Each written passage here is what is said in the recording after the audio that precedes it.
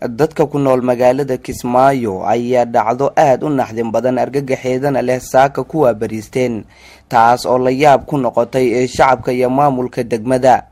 Arrintan ayaa imaanaysa kadib markii laga warhelay dhul horay qabuuro u ahaa oo ku yaala xeebta Ceeldhiig ee Kismaayo oo maalmihii u dambeeyay laga qodayay carrada guryaha lagu dhiso. ugu dambeynna badda ku soo durugtay ee sababtayna in xabaalahaasi meydkooda ay banaanka kore yimaadaan.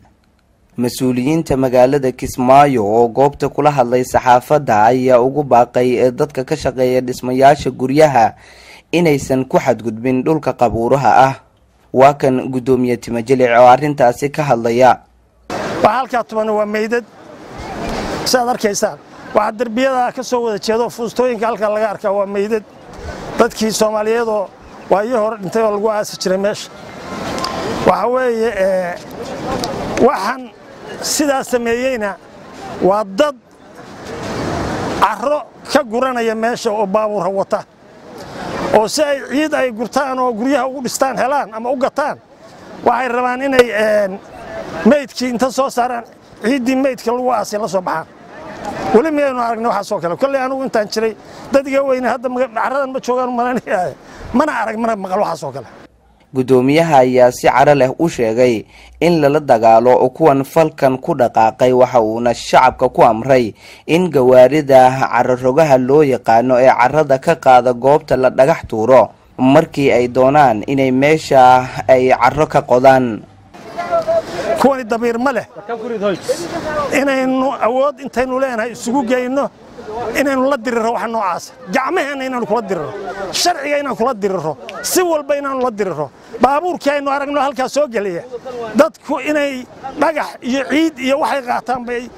isaga iyo waxa watay gaariga ay rogaan bal rabo. Culmaaudiinka magaalada Kismaayo ayaa dhankooda arrinkan ku tilmaamay inay tahay mid wuxuushnimo ah loona baahan yahay in laga hortago isla markaasna waxa ay dawladda ugu baaqeen inay tallaabo ka qaado.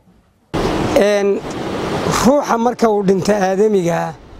Ilaahay wuxuu siiyay xurmada markii uu noolaa u lahaa ayuu Ilaahay siiyay saadarteed ka nool in laftiisa la jabiyo ama dib loo geysto ama lagu istaago ama la ihaaneeyo say xaraam u tahay ayay ka dhintayna ay xaraam u tahay. waxaan dhihi lahayn dadka Soomaaliyeed ee muslimiinta ee magaalada Kismaayo degan wax laga argagaxa meesha yaala dadkaasi meeytaadka ee lafahooda la soo gurahayana waa dadkeeni waa dadkan inagu ku aasnay waxaan leenahay jilaaca iyo eedda waxaan saaraynaa maamulka iyo dawladda meesha in la ilaaliyo dadka lafahooda meesha ku jira in la badbaadiyo dawladda mas'uuliyadeeda saaran